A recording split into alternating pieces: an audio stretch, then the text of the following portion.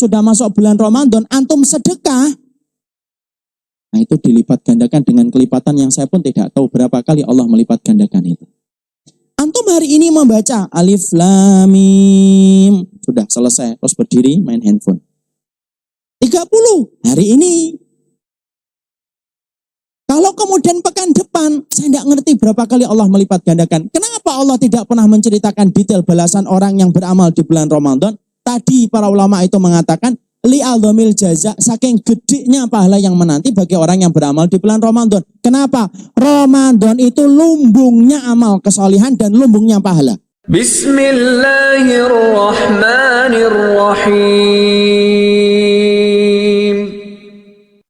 Sebelum kita membicarakan tentang apa yang harusnya kita lakukan ketika kita berada pada gerbang satu madrasah besar yang bernama Ramadan, saya ingin menyampaikan terlebih dahulu keutamaan Ramadan itu apa. Supaya setiap dari kita menghargai dan mengetahui keutamaan Ramadan, karena biasanya kita sering meremehkan disebabkan karena kita tidak mengetahui keutamaan terhadap apa yang kita remehkan. Orang kalau tidak paham kacamatanya mahal, mungkin akan cenderung meremehkan kacamata yang dia dapatkan. Karena menganggapnya murah, jatuh tidak khawatir. Kacamatanya jatuh, Ustaz, tidak apa-apa, 100.000 cuma. Karena murah. Coba kalau kacamatanya mungkin harganya 20 juta. Mungkin kesenggol tangan orang dikit aja dilirik. Maaf, jangan disenggol kacamata saya. Karena mahal. Antum kalau makan malam di restoran, harga satu piringnya harganya 2 juta. Antum makannya kan pelan-pelan kan. Dinikmati setiap satu suapan. Satu suapan 40.000. Karena satu piringnya 1 juta. Coba kalau antum makan di warteg yang harganya paling 12.000, makan cepet aja. Kenapa? Karena murah. Kenapa orang itu cenderung meremehkan? Biasanya karena dia tidak tahu kualitas apa yang dia miliki sampai dia meremehkan. Mungkin saya antum termasuk orang yang pernah meremehkan Ramadan. Karena apa? Mungkin karena kita kurang tahu kualitas yang dimiliki pada bulan Ramadan. Makanya saya pengen ngulang sedikit.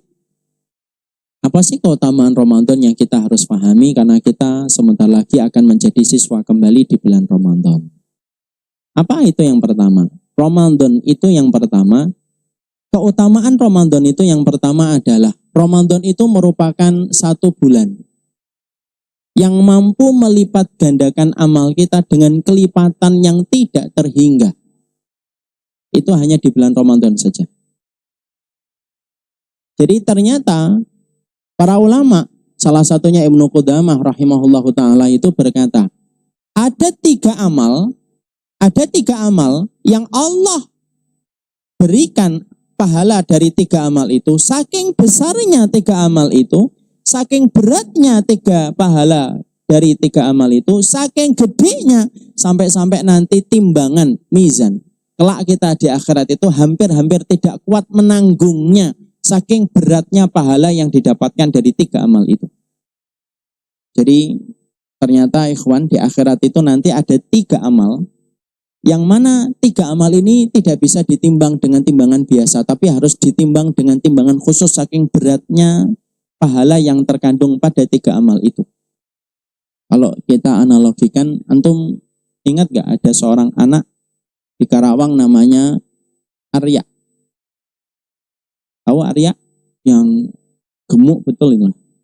Itu kalau pakai timbangan biasa, tidak bisa. Mungkin timbangan biasanya rusak, muter kali. Harus pakai timbangan beras dia, karena saking beratnya beliau. Itu saking gedenya. Itu analoginya. Ternyata ada tiga amal yang ternyata apabila nanti tiga amal ini antum dan saya menjadi pelakunya dari tiga amal ini, kemudian diterima oleh Allah, maka tiga amal ini hampir-hampir tidak mampu ditanggung oleh mizan. Mizan itu timbangan, saking gedenya tiga amal itu ketika nanti ditimbang oleh Allah. Apa tiga amal itu? Yang pertama, memaafkan orang yang mendolimi kita. Makanya Allah mengatakan, faman afa wa aslaha fa ajruhu 'alallah. Siapa yang memaafkan dan berbuat baik setelah dia itu terdolimi, dia memaafkan dan berbuat baik, maka pahalanya langsung diberikan oleh Allah. Makanya kelak pada waktu hari kiamat, kata Rasulullah, orang ketika dikumpulkan di padang mahsyar, tahukah kita, malaikat itu nanti memanggil, aina haula man ajruhu 'alallah. Mana orang-orang yang nanti pahalanya akan diserahkan langsung oleh Allah dan tidak melalui kami, para malaikat.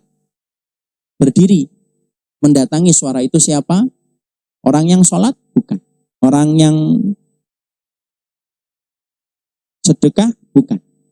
Tapi adalah orang yang pernah memaafkan kesalahan-kesalahan orang apabila ketika dia dalam kehidupan di dunia dia terdolimi. Dia mendatangi suara itu. Pahalanya langsung diberikan oleh Allah dan tidak melalui perantara malaikat. Tahu ya, hadiah itu kalau cuma harapan 3, yang ngasih siapa? Pak RW. Tapi kalau dia itu ranking 1, juara 1, yang ngasihnya siapa? Presiden. Presiden lama atau baru? Saya tidak ngerti. Bingung jawabnya. Maka presiden. Kenapa? Karena juara 1. Sama. Orang yang kemudian pernah terdolimi, kemudian kita memaafkan, ya sudahlah saya maafkan itu. Maka orang-orang yang memaafkan orang yang pernah mendolimi dia nanti kelak pada waktu hari kiamat dipanggil oleh para malaikat untuk mendapatkan pahalanya langsung dari Allah Subhanahu wa taala. Makanya nanti kemudian berdiri orang-orang yang pernah memaafkan orang itu kemudian mendatangi dan kemudian diberikan hadiahnya dan rewardnya itu langsung dari Allah. Makanya kalau saya antum didolimi, nggak usah marah, biasa aja. Biar Allah yang balas, akhi. Karena balasan Allah itu lebih perih daripada apa yang bisa kita lakukan. Karena orang yang terdolimi itu mendapatkan keutamaan di sisi Allah. Tapi tidak usah minta didolimi. Ya. Tolong dolimin saya dong. Tidak usah. Kalau didolimi sudah. Dan kadang-kadang saya ingatkan sebentar agak keluar tema.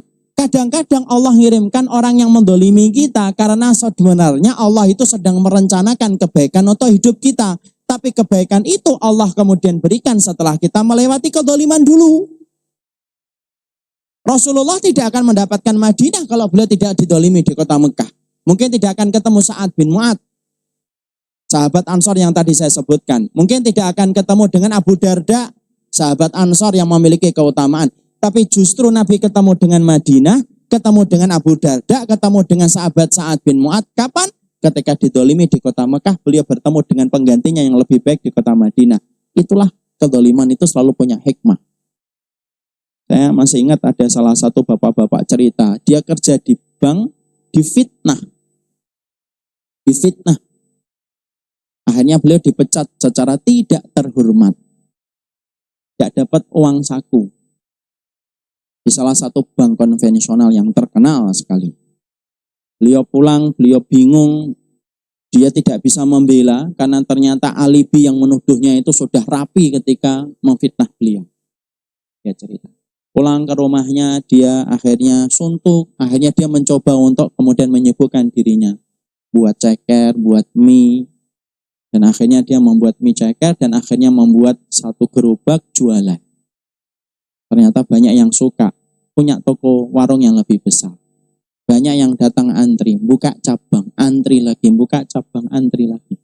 Dan ketika saya menyampaikan pernah satu kajian di restoran beliau berkata, saya itu Ustadz kalau masih bisa ketemu dengan orang yang pernah memfitnah saya pengen ketemu ngasih hadiah sama dia. Karena kalau dia tidak memfitnah saya, sampai saya diberhentikan secara tidak terhormat, mungkin saya masih di tempat riba. Tapi justru karena dia mendolimi saya, pada dasarnya dia sedang menyelamatkan saya dan menjadikan saya mendapatkan apa yang saya peroleh hari ini. Masya Allah. Jadi kalau antum sedang didolimi, santai. Mungkin antum akan punya perusahaan. Kalau sama takdirnya dengan beliau. Kalau tidak sama takdirnya ya jangan menuntut kepada saya. Tapi itulah yang pertama. Orang yang pertama itu adalah orang yang mereka itu ketika didolimi dia memaafkan. Orang kalau terdolimi boleh balas nggak Ustaz? Boleh. Tapi antum kehilangan kesempatan mendapatkan pahala yang tidak terhingga yang dipanggil oleh malaikat untuk dikasih reward langsung dari Allah. Boleh Ustaz? Boleh, tapi tidak boleh berlebihan. Antum misalkan disebut kera, antum disebut kera kamu, sudah antum jawab aja, kera juga. Cukup. Tidak usah jawab, kera, anjing, kecoa, babi, nggak boleh. Itu namanya hari ini terdolimi tapi berganti menjadi orang yang mendolimi. Itu yang sudah diingatkan oleh Hudzaifah ibn Yaman. Berapa banyak orang yang terdolimi hari ini, pagi hari, sore harinya dia menjadi pihak yang mendolimi. Kenapa? Dia membalasnya lebih parah daripada apa yang dia dapatkan. Nah itu tidak boleh. Yang kedua, ada orang yang kemudian pahalanya besar, yaitu pahala orang yang sabar. Makanya pahala orang yang sabar itu apa? Allah menyebutkan dalam surat Az-Zumar ayat yang ke-10, innama yuwaffas sabiruna ajruhum bighairi hisab. Pahala orang yang sabar itu ajruhum bighairi hisabin. Pahala mereka itu tidak ada batasannya. Makanya puncaknya di antara amal itu adalah kesabaran. Karena sabar itu pahalanya sangat besar. Saking besarnya Allah tidak menceritakan berapa yang Allah berikan. Yang ketiga, amalan yang begitu besar, yang sampai timbangan tidak mampu untuk memikulnya dan tidak mampu untuk menanggungnya, yaitu orang yang beramal di bulan Ramadan. Makanya Rasulullah menyampaikan dalam satu hadits qudsi, was-saumu li wa ana ajzi bihi. Sesungguhnya puasa itu untukku dan akulah yang akan mengganti puasa itu. Kenapa Allah mengatakan puasa itu untukku dan Allah yang sendiri yang akan memberikan pahalanya? Karena memang puasa itu khusus, ikhwan. Beda dengan amalan yang lainnya. Puasa itu kalau bukan karena Allah itu mungkin kita tidak puasa. Kalau sholat, ada kemungkinan antum kelihatan orang. Itu kalau sholat. Sedekah, ada kemungkinan orang itu untuk sedekah. Tapi kalau puasa, itu betul-betul karena Allah. Coba kalau antum pas wudhu ketika nanti hari Selasa, pekan ini, sudah masuk Ramadan insya Allah. Antum wudhu berkumur. Bisa nggak antum sekaligus neguk 2-3 tegukan? Bisa. Dan tidak ada orang yang lihat. Tapi kenapa manusia itu tidak mau neguk walaupun tidak ada satupun orang yang tahu? Karena dia tahu kalaupun dia neguk, dia akan diketahui oleh Allah. Itu yang menjadikan puasa itu istimewa di hadapan Allah. Makanya sampai saking kemudian Allah senangnya dengan amalan puasa. Karena amalan puasa itu tersembunyi. Bahkan orang itu bisa menyembunyikan itu. Kemudian dia membatalkan puasa. Tapi dia tinggalkan untuk tidak membatalkan puasa karena Allah. Walaupun dia itu punya kesempatan untuk itu. Saking istimewanya syariat ini. Allah kemudian mengatakan, was-saumu li wa ana ajzi bihi. Adapun puasa khusus untukku dan aku yang akan menggantinya langsung. Itu kata Allah. Makanya nanti puasa itu diganti oleh Allah langsung. Saking gedenya pahala yang didapatkan ketika kita beramal di bulan Ramadan. Saking gedenya Allah tidak pernah menceritakan dan Rasulullah tidak pernah menyampaikan berapa kali Allah itu kemudian menggandakan setiap amal kita di bulan Ramadan. Saking gedenya. Padahal dalam syariat kita sering mendapati, dalam syariat ini sering kita menjumpai, Allah itu kalau memerintahkan kita terhadap satu perintah, biasanya Allah itu menceritakan detail pahalanya. Tapi ada 3 amal yang tidak pernah Allah ceritakan detail pahalanya. Orang yang memaafkan, orang yang sabar, dan orang yang beramal di bulan Ramadan. Allah tidak pernah ceritakan detail balasannya. Kenapa? Li'adhamil jaza. Karena saking besarnya pahala yang menanti bagi orang yang beramal pada bulan Ramadan dan 2 amal yang tadi kita sebutkan. Coba antum lihat ikhwan. Kita kalau sedekah, diceritakan enggak detail balasannya? Cerita Allah. Berapa kali? 700 kali lipat.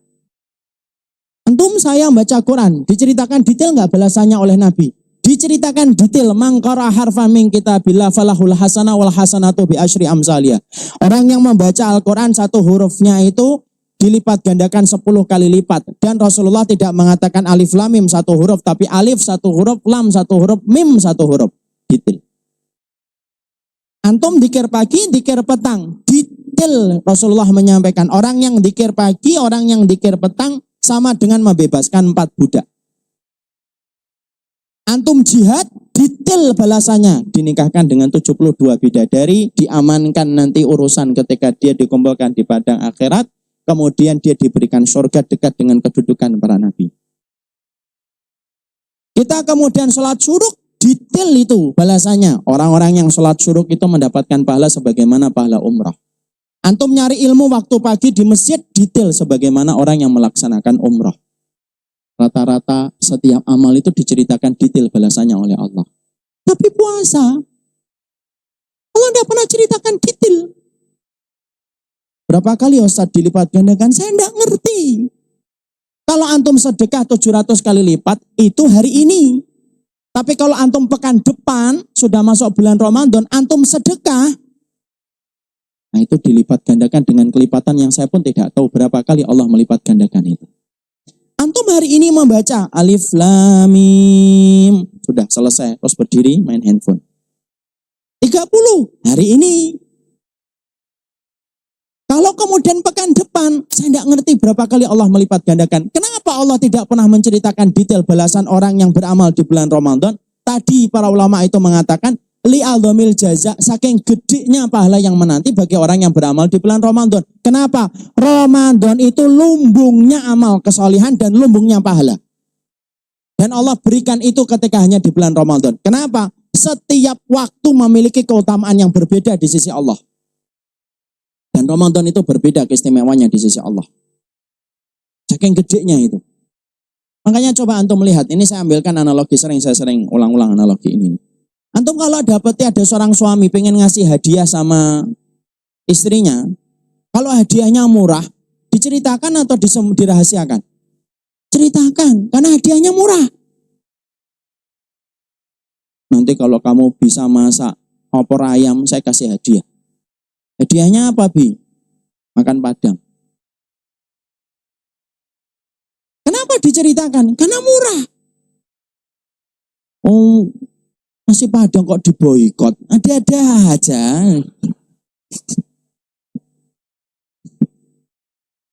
Kerugian bagi yang memboikotnya. Dan semoga segera bertobat. Maka kemudian diceritakan. Kalau hadiahnya cuma gantungan kunci, kira-kira disembunyikan dan dirahasiakan? Enggak lah. Kalaupun dirahasiakan juga tidak akan menjadi kejutan dan surprise. Surprise. Apa? Gantungan kunci. Ya. Dengarnya aja sudah tidak enak. Karena murah. Tapi kalau ada seorang suami, kalau pengen ngasih hadiah sama istrinya, hadiahnya mahal, kira-kira sudah banyak omongan atau dirahasiakan? Dirahasiakan. Contohnya dia pengen ngasih hadiah itu apartemen di Sudirman. Coba antum tahu, parkirnya aja sejam 3.000. Itu parkir, belum apartemennya. Karena kemudian suami pengen ngasih hadiah itu kepada istrinya, apartemen di Sudirman, mahal. Setiap istrinya nanya, diceritain nggak itu kemudian apa oleh suaminya? Enggak. Apa sih Bi hadiahnya? Rahasia. Tolong dong. Shh, tunggu hari hanya. Sudah hari H, tinggal ngasih kunci. Masih banyak sekali syaratnya. Ini hari hanya, Bi. Shh, tenang. Tutup mata dulu. Tutup mata. Tawaf dulu rumah kita 10 kali. 10 kali tawaf. Hitung mundur dari 3.000. 3.000. Kenapa kok semacam itu? Karena mahal. Ketika dikasih buka kemudian dia 3.000 sampai kemudian 2, 1. Nah, dikasih kuncinya. Apa ini kuncinya? Apartemen di Sudirman. Kira-kira berbunga-bunga atau tidak? Berbunga-bunga. Istrinya akan ngomong, hitung lagi Pi dari 6.000. Karena mahal. Sama pula.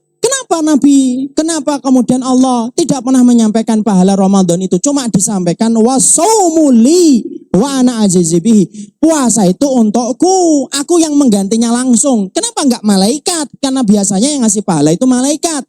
Karena keistimewaan di bulan Ramadan. Saking gedenya keistimewaan itu sampai-sampai kemudian Allah tidak menceritakan itu supaya menjadi motivasi yang tidak pernah padam di hati kita. Jangan main-main sama Ramadan karena Allah tidak pernah main-main di bulan Ramadan. Makanya sampai kita dapatin para sahabat itu saking mereka itu cintanya di bulan Ramadan. Indikator 1 tahunnya mereka itu cuma didasarkan pada Ramadan doang. Masya Allah. Jadi indikator mereka itu didasarkan kepada Ramadan. Disebutkan dalam kitab Lataiful Ma'arif, Imam Ibnu Rajab itu berkata, para sahabat itu membagi umurnya dalam 1 tahun itu cuma 2. Kalau mereka sebelum Ramadan 6 bulan, mereka sudah mencium wangi-wanginya Ramadan. Kalau sudah masuk Ramadan, 6 bulan sisanya dipakai untuk meminta doa supaya Ramadan mereka diterima oleh Allah. Cuma sesederhana itu sikap mereka ketika menjalani rotasi dalam 1 tahun. 6 bulan sudah nyium baunya Ramadan, ikhwan. Anak tidak bisa habis pikir itu. 6 bulan. Berarti dari bulan Muharram mungkin, dari bulan Safar dia sudah mencium, mempersiapkan Ramadan. Kalau kita itu kapan sih mulai merasa Ramadan itu datang?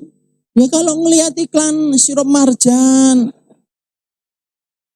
gajah duduk, kan? Warung-warung sudah memberikan ini, kue kering sudah mulai ini, terus teman-teman kita sudah pasang kurma di WA story-nya. Kita harus Ramadan. Dan itu keutamaan Ramadan yang pertama yang begitu besar. Makanya sampai-sampai saya tambahkan lagi dari satu riwayat Imam Ahmad. Dari sahabat Tolha bin Ubaidillah. Dari sahabat Tolha itu kemudian sahabat Tolha itu pernah lihat 2 seorang sahabat. Kemudian mereka masuk Islam bareng-bareng. Amalannya itu hampir sama di antara 2 sahabat ini, kata Tolha. Sampai kemudian satu waktu mereka ikut jihad bareng-bareng. Ikhwan, ikut jihad bareng-bareng. Kemudian sahabat yang pertama meninggal di dunia jihad. Yang pertama ini meninggal di medan jihad. Sahabat yang satunya masih selamat. Dia tidak meninggal di medan jihad. Kemudian dia menjalani kehidupan sampai 1 tahun tepat. Baru kemudian dia meninggal dunia. Ketika dua-duanya sudah meninggal dunia, ada seorang sahabat namanya Tolha. Itu kemudian beliau tidur, dan ketika tidur beliau bermimpi menjumpai 2 orang yang beliau pernah lihat dalam hidupnya, 2 orang yang bersahabat, tapi dibedakan dengan tanggal kematiannya. Yang satunya mati di medan jihad, yang satunya 1 tahun meninggal setelahnya bukan di medan jihad. Lalu kemudian ketika mereka dilihat oleh Tolha ketika dalam tidurnya, Tolha itu menjumpai 2 orang sahabat itu di depan sebuah pintu yang sangat indah betul. Di dalamnya cahaya yang sempurna dan di dalamnya ada kenikmatan yang besar. Dan Tolha itu menduga ini mungkin surga. Itu dalam mimpi. Ternyata tiba-tiba di balik pintu yang begitu indah ada orang yang keluar, makhluk yang keluar. Kemudian yang dipanggil pertama kali sahabat yang mati 1 tahun setelah sahabat yang pertama. Masuk ke dalam pintu itu. Lama mereka di dalam itu. Setelah sekian lama, baru kemudian tadi keluar lagi makhluk tadi. Kemudian memanggil yang kedua, yang meninggal di medan jihad. Yang meninggal di medan jihad. Setelah itu kemudian Tolha bangun.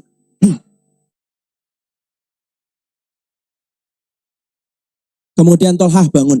Dan ketika bangun Tolha itu mikir gitu. Kenapa ada 2 orang sahabat masuk Islamnya bareng? Amalnya 11-12, kata orang Jawa unda-undi amalnya. Yang satunya meninggal di dunia jihad, yang satunya meninggal 1 tahun setelahnya, itu pun bukan di dunia jihad. Tapi ternyata yang dipanggil pertama kali untuk memasuki surga itu justru sahabat yang meninggal bukan di dunia jihad, tetapi meninggal 1 tahun setelahnya. Tolha yang lihat sahabat besar, ngomong sama teman-teman dan sahabatnya itu. Omongan itu nyampe ke telinganya Nabi. Ketika nyampe ke telinga Rasulullah SAW, maka kemudian Rasulullah itu manggil Tolha. Sini Tolha. Datang Tolha.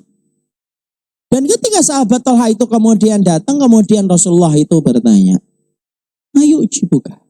Loh, yang membuatmu heran dengan mimpimu itu apa wahai Tolha? Ya Rasulullah, 2 orang ini masuk Islamnya sama. Amalnya kurang lebih sama. Yang satu meninggal di dunia jihad ya Rasulullah. Yang satu meninggal 1 tahun setelahnya. Waktu sahabat yang pertama meninggal di dunia jihad, mereka juga dua-duanya jihad. Tapi yang satu meninggal di dunia jihad, yang satu meninggal 1 tahun setelahnya. Kenapa yang pertama kali masuk surga itu orang yang terakhir meninggalnya? Setelah sekian lama dia di surga, terbentang jarak waktu yang begitu lama, baru sahabat yang kedua yang meninggal lebih dulu baru dipanggil oleh orang untuk memasuki surga. Kemudian Rasulullah bersabda dalam satu riwayat Imam Ahmad dengan sanad yang sahih. Loh, yang mengherankan kamu apa, wahai Tolha? Bukankah sahabat yang meninggal 1 tahun setelahnya, dia diberikan kesempatan tambahan dengan sholat yang dia kerjakan? Iya ya Rasulullah. Dan dia mendapati 1 Ramadan tambahan dibandingkan sahabatnya? Iya ya Rasulullah. Itulah yang menjadikan kedudukannya lebih utama daripada yang pertama meninggal dunia. Coba ikhwan, apa nggak gemeter antum membaca hadis ini? 1 Ramadan itu bisa membedakan status kita berbeda jauh dengan teman kita. Jadi maaf kalau tiba-tiba ada teman kita nanti meninggal hari ini, teman sebelah kita batuk 2 kali meninggal gitu. Terus kemudian antum mendapati Ramadan kita ini, kok kemudian Ramadan kita berkualitas? Beda itu kedudukannya di sisi Allah itu. Karena apa? Ramadan itu tadi saya sampaikan, indikator Allah melihat orang mukmin itu ya di Ramadan itu. Dan itu keutamaan Ramadan yang pertama. Keutamaan Ramadan yang kedua yang kita harus pahami. Keutamaan Ramadan yang kedua itu adalah Ramadan itu merupakan waktu yang Allah senangi. Ramadan itu merupakan waktu yang Allah cintai. Untuk mengampuni segala dosa-dosa yang dilakukan manusia itu Allah senang kalau mengampuninya itu di bulan Ramadan. Tidak ada waktu yang paling Allah senangi untuk mengampuni dosa kecuali bulan Ramadan. Kok ada gitu Ustaz? Iya. Antum kan lihat aja. Kenapa pada tanggal 17 Agustus para narapidana itu dikasih gerasi oleh negara? Karena hari itu istimewa. Tidak setiap hari itu sama, ikhwan. Contoh saya itu nganggap hari Senin itu istimewa kalau saya. Kenapa? Senin itu ditampakkannya amal kita di hadapan Allah. Senin itu hari kelahiran saya misalnya, itu harinya juga Senin. Itu kan memiliki keistimewaan yang berbeda. Sama, tidak ada waktu yang paling Allah senangi untuk mengampuni manusia itu kecuali di bulan Ramadan. Makanya kalau kita lihat namanya, ternyata nama bulan di setiap tahun ini, di dalam setiap bulan itu memiliki makna yang berbeda. Kenapa dinamakan Rajab? Rajab itu bulan nanam, akhwat. Sya'ban itu kenapa dinamakan Sya'ban? Sepi, karena orang singkat. Kenapa kok disebut Sya'ban? Karena biasanya waktunya itu singkat ketika orang sudah ingin mengharapkan kedatangan Ramadan. Kenapa bulan Ramadan dinamakan Ramadan? Imam Syaukani yang menulis kitab tafsir Fathul Qadir mengatakan, dinamakan Ramadan itu setidaknya ada 2 pengertian. Kenapa dinamakan Ramadan itu? Yang pertama, dinamakan bulan Ramadan itu dengan Ramadan karena sesungguhnya Allah jadikan matahari itu panas dan terik ketika di bulan Ramadan. Makanya dinamakan Ramadha Yarmudu. Ramdha, apa itu Ramdha? Ramdha itu matahari yang terik menyengat manusia, membakar manusia, itu namanya Ramdha. Dari kata Ramdha jadilah nama Ramadan. Makanya antum, saya sering ngerasain kan matahari kalau di bulan Ramadan itu panas atau enggak panas? Panas. Terik atau enggak terik? Terik. Membakar lambung atau tidak? Iya. Menghabiskan energi cepat? Iya. Kenapa? Karena memang Allah jadikan matahari nanti di bulan Ramadan itu menjadi ujian bagi orang yang beriman dengan membakar setiap apa yang ada di dalam badan kita. Makanya orang, ikhwan, antum coba bayangkan ya, pasti masing-masing dari kita pernah ngerasain bedanya. Kita ini kalau puasa sunnah, kadang-kadang kita tidak puasa, tidak sahur. Biasa atau tidak biasa? Biasa. Senin gitu, kita bangun subuh, kemudian belum makan gitu, sudahlah hari ini puasa. Gak sahur, biasa. Ya lapar, tapi gak terlalu terasa. Dan biasanya kita kuat. Tapi coba kalau kita pas Ramadan, antum pas Ramadan, telat bangun, gak sahur. Kerasa atau tidak kerasa? Kerasa. Jam 9 gitu. Melihat tuh sudah mata udah mulai pusing gitu. Lihat kanebo sudah kayak rendang. Lihat gelas berembun dikit, udah Masya Allah, luar biasa. Kenapa itu terasa? Karena dijadikan matahari itu menjadi ujian ketika kita mendapati itu di bulan Ramadan. Makanya dinamakan Ramadan, Ramdha, panas dan terik. Kapan biasanya agak sejuk itu? Cuma 1 hari. Kalau hari itu malamnya Lailatul Qadar. Makanya antum sampai dapat iklan, kok hari ini Masya Allah ya, kok beda betul ya hari ini ya. Karena antum sudah terbiasa panas, terik. Pada satu waktu kok tiba-tiba harinya, menjelang 10 hari yang terakhir, antum merasain adem. Nah itu ademnya cuma 1 hari. Kapan? Kalau malamnya itu Lailatul Qadar. Itu kenapa dinamakan bulan Ramadan itu Ramadan, karena panas dan teriknya. Yang kedua, kenapa dinamakan Ramadan itu Ramadan? Yarmudus sayyiati bil hasanat. Karena sesungguhnya bulan Ramadan dinamakan Ramadan itu karena membakar amal keburukan dengan amal ketaatan. Karena seluruh dosa kita dibakar dengan ketaatan kita di bulan Ramadan. Makanya Ramadan itu membakar yang sifatnya abstrak. Makanya Allah paling senang kalau di bulan Ramadan itu apa? Menghapuskan dosa. Nah, makanya apa? Ucapan kita ketika 10 hari yang terakhir, ketika kita menjelang 10 hari, Allahumma innaka afuun tuhibbul afwa fa'fu anni. Kenapa? Karena Allah itu senang ngampunin orang kalau di bulan Ramadan. Karena waktu itu mempengaruhi cara kita meminta ampunan kepada Allah, ikhwan. Antum meminta ampunan kepada Allah jam 3 subuh, itu beda dengan antum meminta ampunan kepada Allah jam 11 siang kayak gini. Beda. Jam 3 subuh tadi itu lebih cepat dikabulkan antum. Mungkin sebagian dari dosanya antum sudah dihapuskan oleh Allah dibandingkan antum beristighfar jam 11 siang. Antum istighfar 4:30 ketika menuju ke masjid itu beda dengan antum istighfar ketika jam 2 siang. Kenapa? Waktu mempengaruhi dihapuskannya dosa kita di sisi Allah. Ya? Makanya kemudian yang kedua, Ramadan itu keutamanya apa? Merupakan bulan yang paling tepat untuk kemudian kita meminta ampunan kepada Allah. Dan itulah 2 keutamaan Ramadan yang kita harus mengerti. Makanya setelah kita mengenal 2 keutamaan itu, maka setidaknya kita mulai membahas apa 6 hal yang kemudian harus kita lakukan dan harus kita kerjakan ketika kita menjadi siswa di bulan Ramadan. Para ulama lalu kemudian mengatakan yang pertama, Al-Amin Asy-Syinkiti menyampaikan al-iktsaru minal istighfari wat taubah.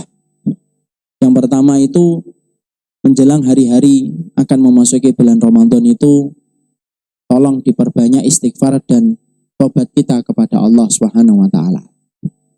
Kenapa? Ada poin khusus untuk banyak istighfar dan banyak tobat ketika menjelang Ramadan. Karena salah satu perkara yang paling cepat menghilangkan kenikmatan Ramadan itu kalau kita membawa banyak dosa dan membawa banyak kemaksiatan. Kenapa ya? Ramadan itu kadang-kadang bertahan kenikmatannya itu tidak terlalu lama. Kalau kita masuk di bulan Ramadan, hari pertama khusyuk nikmat. Sampai 1 hari 5 juz mampu kita selesaikan. Tapi nanti kalau sudah 6 hari, 7 hari, Quran sudah mulai kita tinggalkan. Baru 8 hari, kita sudah mulai mikir kapan hilal itu muncul. Padahal baru 8 hari. Kemudian baru 15 hari kita sudah mulai mikir tentang kue kering. 10 hari sisanya kita sudah mulai memikirkan tiket dan bengkel untuk memasukkan mobil dan motor kita. Kenapa kenikmatan Ramadan itu cepat menguap? Para ulama mengatakan 1. Karena banyak orang ketika memasuki Ramadan, beban dosanya itu banyak. Dosa itu menghilangkan kenikmatan ibadah. Dosa itu menghilangkan kenikmatan ibadah. Orang yang berzina, kan sudah sering saya sampaikan, tidak bisa menikmati ketika dia mencampuri istrinya. Orang yang kemudian ngambil harta yang haram, maka dia tidak bisa menikmati rezeki halal yang Allah berikan. Orang yang kemudian menikmati pandangan yang haram, dia tidak bisa menikmati pandangan yang halal. Sama, dosa itu menghalangi kenikmatan kita dalam ibadah Ramadan.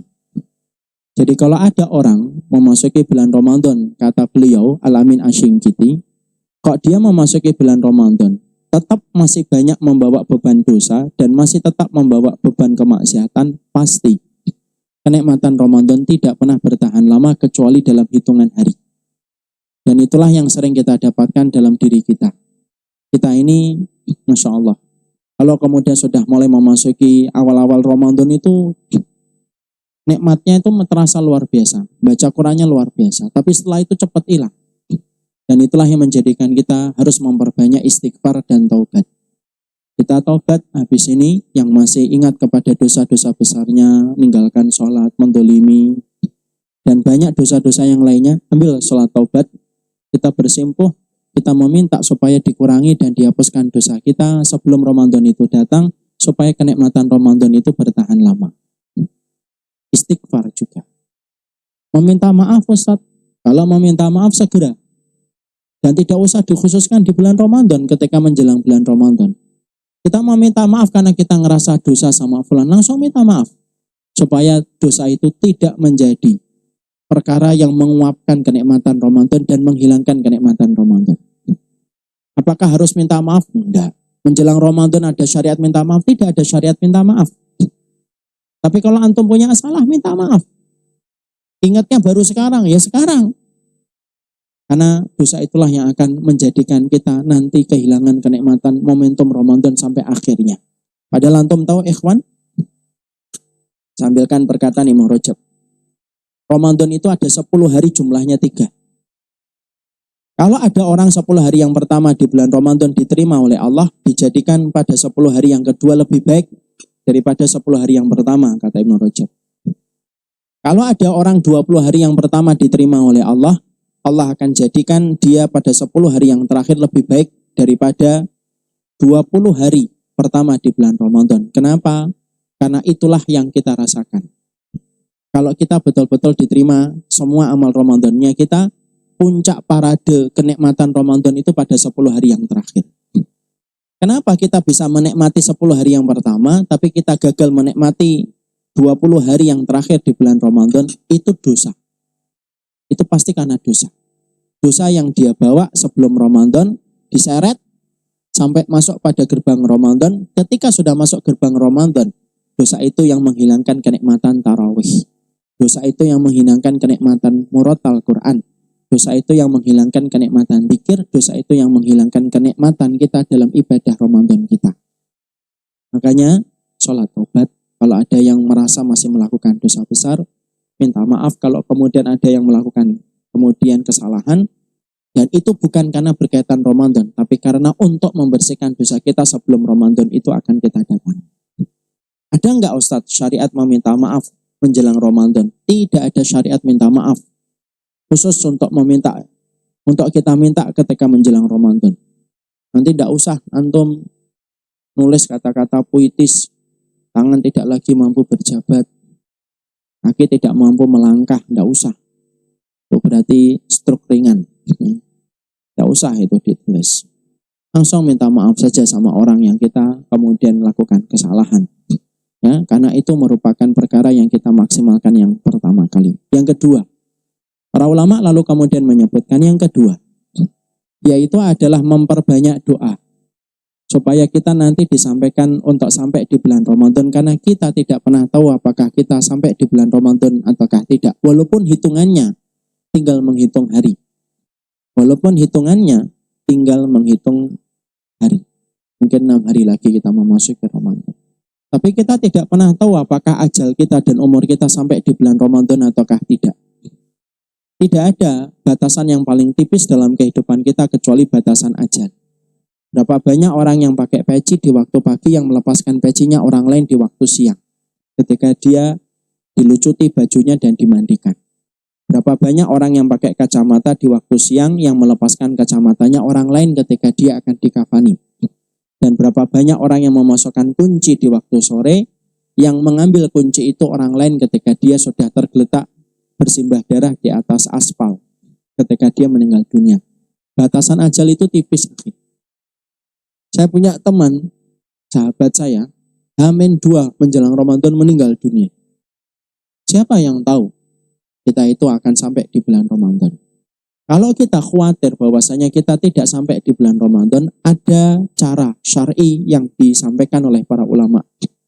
Banyak-banyakin doa supaya kita disampaikan oleh Allah di bulan Ramadan. Kalaupun kita sudah memperbanyak doa, kok ternyata kita memang ditakdirkan meninggal sebelum Ramadan itu datang, berarti doa itu sudah menjadikan kita mendapatkan pahala Ramadan walaupun kita belum melakukan. Kenapa? Karena doa itu bagian dari metode merangkai niat untuk mendapatkan Ramadan. Dan orang yang sudah menanam niat akan mendapatkan pahalanya walaupun niat itu belum dia laksanakan. Masa Ustaz? Iya. Mana dalilnya? Rasulullah bersabda dalam satu hadis yang sahih. Man ata ila firashihi wa yanmi ayusalliya minal laili faghalabat ainahu hatta yusbiha kutiba lahu manawa. Kalau ada seseorang malamnya ketika menjelang tidur, dia niat, saya ingin sholat malam. Setelah itu dia tidur. Ketika dia tidur, maka dia ternyata sudah menyalakan alarm. Malamnya bangun ketika alarmnya hidup untuk dimatikan. Tidur lagi. Sampai kemudian subuh. Maka kata Rasulullah, walaupun dia kemudian tidak jadi sholat malam, tapi karena sebelum tidur dia sudah nanam niat pengen sholat malam, maka bangunnya dia ketika subuh akan mendapatkan pahala sholat malam karena niat yang sudah dia tanam sebelum dia tidur. Karena Allah itu menilai niatnya. Maaf ya, jangan dipakai hadis ini secara serampangan. Harus dipakai sesuai dengan petunjuk Ustadz. Ya. Jangan, oh gitu ya Ustadznya. Nanti malam dibangunkan istrinya, ya tahajud, sudah niat. Gitu. Ya gitu. Ya. Itu dalilnya. Maka sama, kalau antum, saya, Pak Aiban, kemudian kita berniat, ya Allah di Ramadan ini semoga Ramadan saya diterima oleh Allah dan semoga saya sampai di bulan Ramadan. Kok ketika sudah kita memperbanyak niat, dan niat itu bagian dari merangkai, dan sudah memperbanyak doa, dan doa itu bagian dari merangkai niat, kalaupun kita nanti meninggal, saya tidak ngerti kapan itu kita akan ditakdirkan, entah besok, entah lusa, walaupun kita tidak sampai di bulan Ramadan, insya Allah pahala Ramadan tahun itu akan diberikan kepada kita karena sesungguhnya kita sudah menanam niat sebelum Ramadan itu datang. Apa doanya yang dicontohkan para ulama dulu Ustaz? Saya akan sampaikan redaksinya Yahya bin Katsir. Allahumma salimni ila Ramadan wa salimli Ramadan wa tasallamhu minni mutaqabbala. Doanya itu adalah dari Yahya bin Katsir, itu doanya indah. Allahumma salimni ila Ramadan. Ya Allah selamatkan saya sampai di bulan Ramadan. Wa salimli Ramadan. Dan jadikanlah Ramadan itu datang kepada saya. Wa tasallamhu minni mutaqabbala. Dan jadikanlah amalku nanti di bulan Ramadan diterima oleh Engkau semuanya ya Allah. Antum, saya sudah mengucapkan doa ini. Kapan kita mengucapkan doa ini? Pagi, siang, sore, sujud, ketika sebelum salam, habis sholat, antara adzan dan iqamah, sampai Ramadan nanti datang. Kok ditakdirkan 2 hari sebelumnya, 3 hari sebelumnya antum mau meninggal dunia, maka antum sudah disempurnakan pahalanya oleh Allah. Karena apa? Doa yang antum rangkai itu merupakan bagian dari niat. Ya? Sudah hafal doanya? Tidak usah dijawab. Saya khawatir jawaban antum mengecewakan saya.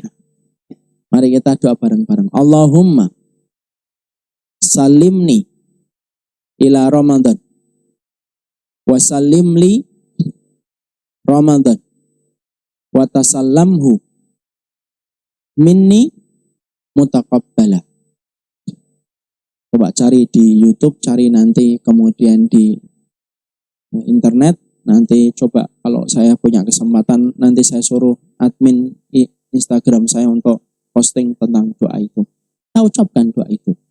Kalaupun nanti ditakdirkan kita meninggal, antum sudah dicatat. Ramadan tahun ini buat antum. Karena apa? Niat itu menjadi sebab Allah menyempurnakan pahala untuk kita, walaupun amal itu belum kita lakukan. Karena saking baiknya Allah kepada manusia. Paham? Yang kedua. Yang ketiga, jadilah kita pencuri di bulan Ramadan. Yang saya maksudkan bukan pencuri dan korupsi. Dan kemudian mengambil harta yang bukan milik kita. Saya singkatkan, jadilah pencuri itu adalah kita mencuri amal-amal orang yang solih. Karena antum tidak bisa mencuri amal orang lain selama-lamanya. Kecuali dalam satu. Di bulan Ramadan antum dipersilahkan oleh Allah untuk mencuri amalan orang yang solih ketika di bulan Ramadan dengan antum memberikan makanan berbuka kepada mereka. Manfaat toroso iman, siapapun yang memberikan makanan berbuka puasa kepada orang yang berpuasa, mendapatkan pahala orang itu ketika dia sedang berpuasa tanpa mengurangi pahala dia ketika dia berpuasa. Antum, saya tidak pernah ada amal yang bisa menjadikan kita mencuri amal itu kecuali hanya di bulan Ramadan saja. Makanya yang pengen beli handphone tahan dulu. Yang pengen beli baju tahan dulu. Yang pengen beli sepatu tahan dulu. Kita manfaatkan Ramadan ini untuk menjadi pencuri, untuk mencuri amal orang yang solih. Antum kapan lagi bisa mencurinya, akhi, kalau bukan di bulan Ramadan? Ya, makanya Masya Allah ya, kita mencuri amal itu akan menjadikan kita akan mendapatkan pahala yang besar. Contoh nih, saya di pondok saya membuka donasi untuk penggalangan dana berbuka. Masjid Al-Falah juga kemudian kemungkinan besar juga membuka dan insya Allah membuka. Antum misalkan ngasih orang satu berbuka itu 10.000, kalau di pondok itu 10.000, santri satu. Kalikan 300.000. Antum ngasih 300.000, antum telah mendapatkan 2 Ramadan. Ramadan antum dan Ramadan orang yang antum berikan makanan berbuka selama 1 bulan. Antum kalau ngasihnya 3 juta, antum telah mengumpulkan 11 Ramadan. 10 Ramadan orang yang antum berikan makanan berbuka dan Ramadannya antum. Antum ngasihnya 30 juta, antum mengumpulkan 101 Ramadan. 100 orang yang antum berikan makanan berbuka dan Ramadan antum. Padahal kalau antum ingin mendapatkan pahala 100 Ramadan, antum harus hidup 100 tahun baru bisa mencicipi 100 Ramadan. Dan itu Allah berikan ketika kapan? Ketika di bulan Ramadan kesempatan untuk menjadi pencuri-pencuri yang syar'i. Ya. Makanya Masya Allah, kalau antum sampai menggandengkan 10 Ramadan, itu untuk ganti bopeng-bopengnya Ramadan kita lalu yang kemudian penuh dengan kekurangan. Ramadannya antum ketika jadi mahasiswa, Ramadannya antum ketika SMA, Ramadannya bapak ketika dulu baru nikah, kemudian banyak sekali syariat puasa yang kita remehkan. Ini saatnya untuk nutupin dengan Ramadan yang kita kumpulkan 10 Ramadan, untuk nutupin 10 Ramadan kita yang penuh dengan kekurangan. Nembelnya itu dengan menjadi pencuri ketika di bulan Ramadan. Saya itu iri, gibtoh sama salah satu jamaah saya. Beliau itu pernah tanya ke pondok. Tanya, ini santrinya berapa Ustaz? Ya sekitar 450 sampai 500. Berapa yang dibutuhkan ketika di bulan Ramadan untuk berbuka? Dihitung sama bagian bendahara pondok. Sekitar 250 juta, satu harga jazz. Udah Ustadz, tutup itu uang pondok untuk berbuka itu selama 1 bulan, disimpan aja nanti. Khusus untuk di bulan Ramadan berbukanya saya nutupin Ustadz, selama 1 bulan. Berarti 450 sampai 500 santri. 500 santri diambil Ramadannya sama beliau, dicukupi sama beliau itu.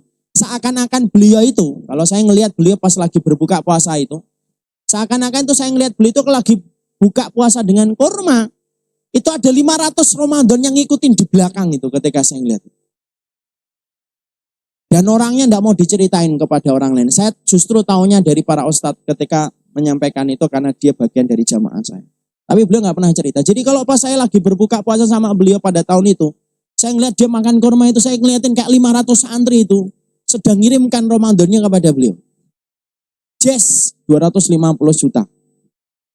Harga satu jazz. Itulah saatnya kita gandengin Ramadan kita. Ramadan kita itu kekurangannya saya, antum, saya banyak. Cuma kita tutup. Ya. Berikan di masjid ini, kalau misalnya masjid ini membutuhkan kita berikan di pondok juga berikan, atau kemudian di Palestina juga ada, Suriah juga bisa, insya Allah. Anak-anak pondok juga kadang-kadang juga harus kita perhatikan. Nanti kalau misalkan sudah surplus di Jakarta, ayo kita alihkan ke pondok-pondok. Karena santri-santri itu makan enaknya jarang. Kalau masyarakat Jakarta itu kan makan enak itu sudah bosen. Antum lihat aja nama ayam di Jakarta itu, macam-macam nama ayam itu. Kenapa? Karena orang sudah bosan, makanya setiap produsen ayam itu membuat nama yang bervariatif supaya memancing orang untuk makan ayam. Ada ayam lepas, lemas, terancam. Karena orang itu kalau disebut ayam doang itu bosan. Kan gitu. Ayo kita muliakan orang solih, akhi. Kita muliakan itu untuk jadi pencuri di bulan Ramadan itu.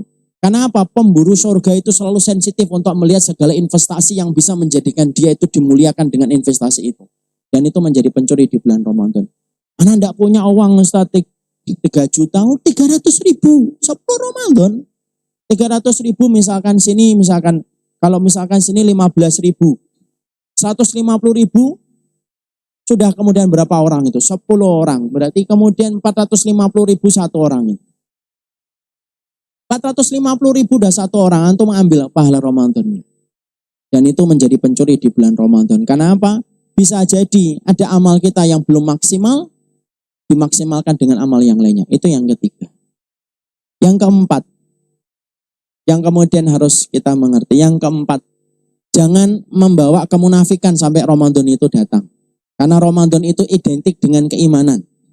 Rasulullah mengatakan man shoma Ramadhana imanan wahtisaban. Barang siapa orang yang menjalani Ramadan imanan, iman. Iman itu apa? Patuh. Iman itu apa? Tunduk. Iman itu apa? Taat. Iman itu apa? Pasrah. Jangan bawa kemunafikan di bulan Ramadan.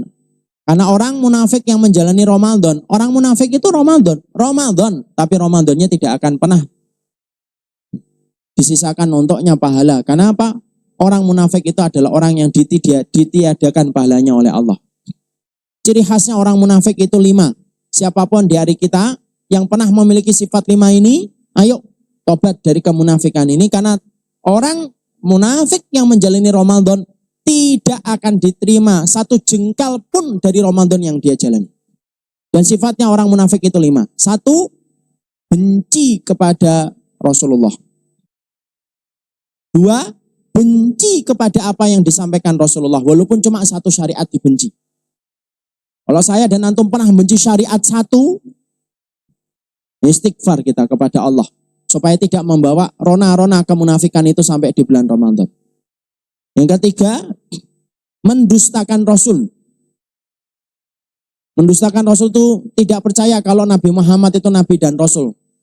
Dan menganggapnya cuma manusia biasa. Itu termasuk kemunafikan. 4, mendustakan apa yang disampaikan oleh Rasulullah. Hanya gara-gara mungkin kita tidak cocok atau tidak sesuai dengan selera kita.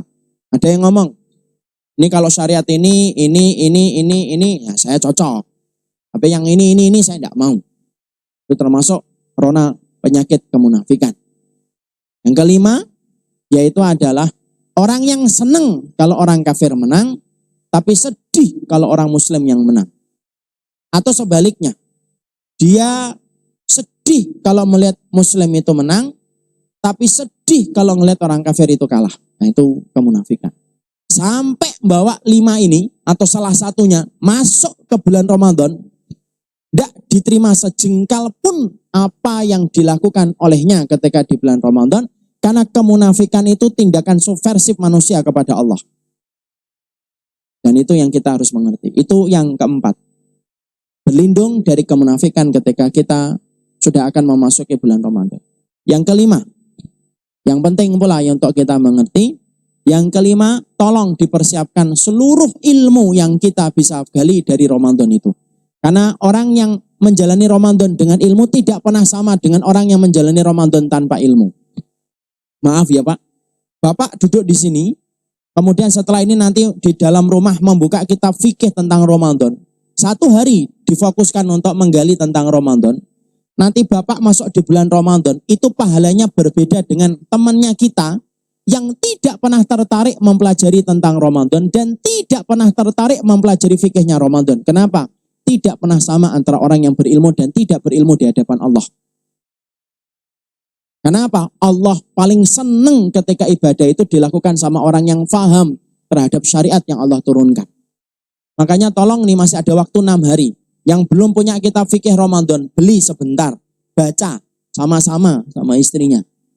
Dibaca, dimengerti, supaya pengetahuan kita Ramadan itu diterima oleh Allah. Maaf ya, nanti ada 2 orang, ini namanya, misalkan, ini namanya adalah Ahmad, ini namanya Mustafa. Ahmad ini pernah ikut daurah tentang Ramadan, pernah ikut tarhib Ramadan, pernah faham dan membaca tentang fikihnya Ramadan. Ini Ahmad. Mustafa menjalani Ramadan hanya berdasarkan pengamatan yang dia dapatkan dari waktu kecil. Pokoknya Ramadan sahur, kemudian tidak makan, tidak minum sampai berbuka. Itu tok yang dia pahami tentang Ramadan. Tidak pernah tertarik untuk mempelajari fikih Ramadan. Sama-sama puasa, sama-sama kemudian nanti diterima, misalnya dua-duanya, maka si Ahmad lebih besar pahalanya daripada si Mustafa. Kenapa? Karena Ramadan dia didasari dengan ilmu, dan ilmu itu yang menjadikan dia dilipat gandakan oleh Allah. Dibuka kitab fikihnya, dicari itu masalah Ramadan, supaya pertanyaan Ramadan itu tidak sama terus, Pak. Saya itu kalau menjalani Ramadan itu, banyak pertanyaan tentang Ramadan itu sama terus. Gimana hukumnya nelan ludah, Ustadz? Itu terus tanya itu. Nelan ludah itu boleh, yang tidak boleh itu kalau kita simpan ludahnya 2 jam baru kita teguk, nggak boleh. Gimana hukumnya berendam? Gimana hukumnya ngambil upil ketika bulan Ramadan, batal atau tidak batal, Ustadz? Coba. Itu pertanyaan sebenarnya tidak perlu ditanyakan kalau kita melonggarkan waktu sebentar untuk mempelajari fikih Ramadan kita. Tidak apa-apa, pertanyaan itu tetap harus dijawab. Tapi itu menunjukkan bahwasanya kita selama ini tuh menempatkan Ramadan itu hanya sebatas angin lalu. Akhirnya tidak pernah tertarik untuk mempelajari fikihnya. Nanti ada yang Ramadan beda harinya bingung karena tidak mau mempelajari. Makanya mari kita pelajari Ramadan itu. Nanti supaya kita paham, Ustadz, gimana hukumnya kalau mencicipi makanan boleh atau tidak boleh. Itu semuanya terjawab, akhi, kalau kita buka kitabnya dan mendengar kajiannya sebentar. Gimana kalau istri kita puasa, Ustadz, tapi dalam kondisi hamil. Semuanya akan berbeda. Dan pasti amalan orang yang di bulan Ramadan ketika didasari ilmu itu akan berbeda dengan orang yang amal Ramadannya tidak didasari dengan ilmu. Cara berbukanya aja beda. Orang kalau kemudian dia tidak paham Ramadan dengan fikih, dengan ilmu, ketika berbuka puasa sudah minum, makan, kenyang. Mungkin ngambil tahu jeletotnya, gorengannya, habis itu kenyang. Sudah agak kenyang baru kemudian ini, mungkin nyetel TV, ngidupin TV, ngeliatin, gitu. Selesai. Tapi kalau orang ketika Ramadannya dengan ilmu, cara berbukanya aja beda. Cara berbukanya menunya sudah beda, ada mungkin air putih, mungkin ada teh anget. Jeletotnya ada, tapi enggak sekarang, nanti dulu. Mungkin kormanya dulu, karena dia tahu bahwasanya berbuka dengan yang manis. Rasulullah itu selalu dengan korma. Allahu Akbar. Ketika adzan, dia minum, supaya basah dulu kerongkongannya. Baru dia berdoa, dahabat domak, wabtalatil uruk, wasabatal ajru, insyaallah telah hilang haus, basah kerongkongan, ditetapkan pahala. Makan kurma, sukanya yang ganjil, 3, 5, 99. Kalau kuat. Kemudian makan, kemudian setelah itu tidak langsung pergi ke masjid. Dia tutup itu ininya, baca bismillah, kemudian berdoa. Kenapa? Karena dia tahu bahwasanya orang yang berbuka puasa ketika dia berdoa itu mustajab betul doanya. Karena ada 3 macam orang yang selalu dikabulkan oleh Allah doanya. Orang yang safar, orang yang terdolimi, dan orang yang berbuka puasa. Insya Allah. Apalagi kalau antum pas dapat 3-tiganya. Habis didolimi orang, lagi safar, buka puasa, turun hujan lagi. Masya Allah. Kalau pas lagi gitu, tolong ingat saya, didoain saya juga. Maka itu waktu yang mustajab. Coba kalau ada orang ketika dia tidak paham itu. Setiap berbuka puasa tidak pernah berdoa. Kenapa tidak pernah berdoa? Karena tidak paham ilmunya. Nanti ketika habis terawih, misalkan 8 atau kemudian 23, dia habis 8, tidak langsung pulang. Dia tetap di situ. Mungkin tetangganya ngomong, ayo pulang terawih witir di rumah aja. Tidak, di sini aja. Kenapa? Karena saya ingat hadis Rasulullah. Orang yang sholat sama imam sampai bubar ditetapkan pahala, sholat malam sama malam suntuk. Itu beda kualitasnya. Orang yang mancing dengan teori yang dia pelajari, dengan mancing dengan sembarangan aja beda. Orang yang memperbaiki listrik dengan ilmu, dengan orang yang memperbaiki listrik tanpa ilmu itu beda. Orang yang mempelajari listrik tanpa ilmu, kesetrum, mati insya Allah. Tapi orang kalau mempelajari listrik itu dengan ilmu, tenang, cara megang-megang juga nyaman dia. Karena apa? Karena itulah yang menjadikan Ramadan itu berbeda. Ramadan itu dengan ilmu. Fikih Ramadan itu kan nggak tebel. Pikir Ramadan paling 100 halaman lah paling kemudian tebal itu. Kemudian dibaca apa perbedaannya supaya nanti ketika di bulan Ramadan nggak debat. Bulan Ramadan debat 8 atau 23. Pegel saya jawabnya kalau masalah kayak gitu terus. Maka kemudian nanti ketika berbuka puasa kalau kemudian mengandung itu apakah bayar fidyah ataukah qadha, itu kan juga harus paham fikihnya, paham perbedaannya supaya nanti ketika Ramadan tidak disibukkan dengan debat. Saya pernah diajak debat itu. Ketika saya ditanya, Ustadz gimana hukumnya kalau ada wanita hamil? Wanita hamil saya berpegang kepada pendapat wanita hamil dan menyusui itu membayar fidyah, tidak qadha. Tapi dalam masalah itu banyak perbedaan para ulama. Sudah saya sampaikan gitu, ikhwan. Bapaknya itu ngejar, loh enggak bisa harus qadha. Lah, bapak kalau sudah tahu kenapa nanya? Ya kalau Bapak pegang pendapat itu enggak apa-apa. Bapak kan nanya ke saya, kan saya sudah nyampaikan. Saya berpegang kepada pendapat yaitu membayar fidyah. Kenapa? Kalau masih qadha, kasihan wanita-wanita yang subur. Tahun ini hamil, tahun depan menyusui. Tahun depan hamil lagi. Tahun depan menyusui lagi. Tahun depan lagi menyusui lagi. Karena ada suami istri itu yang ditakdirkan itu subur. Ibarat kata tukar sandal hamil istrinya. Nah kalau harus qadha, kapan qadhanya? Istri saya tahun lalu hamil. Kemudian tahun ini hamil lagi. Maka kemudian kalau dia harus qadha, kapan qadhanya? Tahun depan dia menyusui. Mungkin habis menyusui tahun depan, hamil lagi istri saya. Aminkan dong akhi. Amin. Ini istri saya kalau dengan ngilu dia langsung dia. Karena saya mau dapat anak 6 ini yang sekarang 6. Maka kemudian kalau dia harus qadha, Pak, kapan qadhanya? Masih ngotot. Enggak, kalau saya bayar fidyah dan qadha, ya sudah Pak, silakan aja. Kalau sudah tahu ilmunya enggak usah nanya. Dan antum juga saya sampaikan ikhwan, jangan suka nanya-nanya kalau antum tidak pengen cari tahu. Dosa antum nanya hanya untuk ngetes ustadznya. Tes ustadznya. Kayak gitu itu namanya antum tidak menjaga kehormatan orang. Ya. Itu yang keberapa? Yang kelima. Kemudian yang terakhir, yang keenam, tolong ikhwan. Ini saya nasihatin diri saya. 10 hari yang terakhir itu kalau bisa betul-betul berbeda dengan 20 hari yang pertama.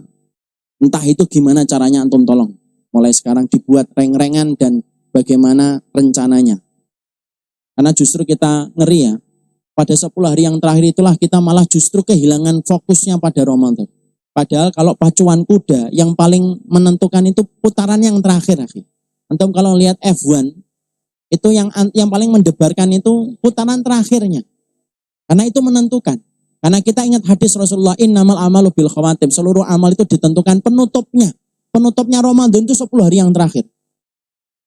Sekali lagi Rasulullah mengatakan innamal a'malu bil khawatim. Seluruh amal itu ditentukan penutupnya. Penutupnya Ramadan itu 10 hari yang terakhir.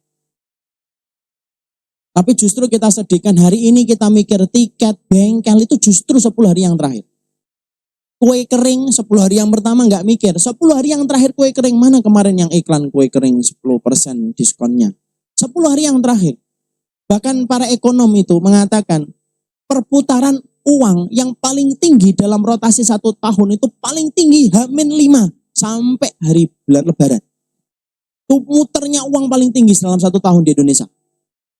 Insyaallah. Padahal kita pada 10 hari yang terakhir itu disuruh oleh Allah mengistirahatkan sebentar dari keterikatan kita dari dunia. Makanya Imam Ibnu Qayyim itu beliau menjelaskan, kenapa orang mukmin diperintahkan 10 hari untuk itikaf? Karena Allah cuma minta 10 hari. Supaya kita kemudian mengistirahatkan hati kita dan jiwa kita dari keterikatan dunia supaya masuk masjid. Saya itu punya seorang ikhwan, cuma jualan buku. Tapi setiap 10 hari yang terakhir itu mampu dia itikaf.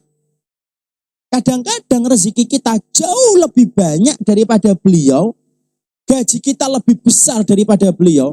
Allah minta 10 hari yang terakhir. Cuma minta 10 hari yang terakhir. Dalam 1 tahun. 10 hari itu pun tidak maksimal kita. Malamnya tidak itikaf. Paginya tidak itikaf. Coba. Dan itu yang kita khawatirkan, kita menjadi orang yang tergantung amal penutupnya dan amal penutup kita minus ketika 10 hari yang terakhir. Saya tidak paham gimana caranya 10 hari ini mulai kita rencanakan. Gimana caranya supaya 10 hari itu kita fokus. Sekali lagi para ulama mengatakan, Rasulullah itu, kenapa beliau itu pada 10 hari yang terakhir melakukan amal yang tidak dilakukan oleh beliau pada 20 hari yang pertama. Apa amal yang dilakukan oleh Nabi Muhammad yang tidak dilakukan pada 20 hari yang pertama? Syadda mizarahu, ngencangkan sarungnya. Aiqada'alahu, membangunkan malamnya. Membangunkan keluarganya. Ahya lailahu, dan kemudian beliau membangun malamnya lebih panjang.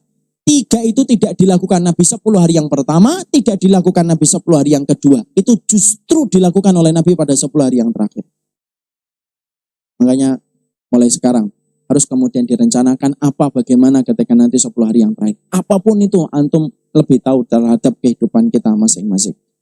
Para istri juga kemudian semacam itu. Istri boleh itikaf atau tidak, Ustaz? Boleh, dengan 3 syarat, kata Syekh Utsaimin. 1, syarat dari suaminya kalau dia punya suami. 2, di masjid yang betul-betul terjaga auratnya dan betul-betul memperhatikan syariatnya dia ketika itikaf di masjid. Artinya tertutup, aksesnya dibuat tidak ikhtilat dengan laki-laki. Dan yang ketiga, tidak meninggalkan kewajiban yang lebih besar. Apa itu kewajiban lebih besar? Contohnya anaknya menyusui atau anaknya masih kecil. Kalau dibawa itikaf rame, akhirnya menjadikannya itikaf terganggu, ya sudah di rumah. Jangan dipaksakan anaknya untuk paham. Jangan anaknya didudukkan di meja. Ibu mau itikaf ya nak, tolong kamu harus paham tentang kewajibannya ibu. Oh, usah gitu. Tapi itulah yang harusnya kita lakukan. Barakallahu fikum. Tidak terasa sudah hampir 2,5 jam kita berbicara. 2 jam lebih kita berbicara. Semoga Allah memberkahi kita terhadap nikmatnya Ramadan yang akan datang kepada kita. Saling mendoakan dalam kebaikan. Saya mencintai antum karena Allah, senang sekali selalu bersaudara dengan antum semuanya di dalam jalan Allah ini. Semoga kita menjadi alumni Ramadan yang berhasil dan dijaga oleh Allah Subhanahu wa taala.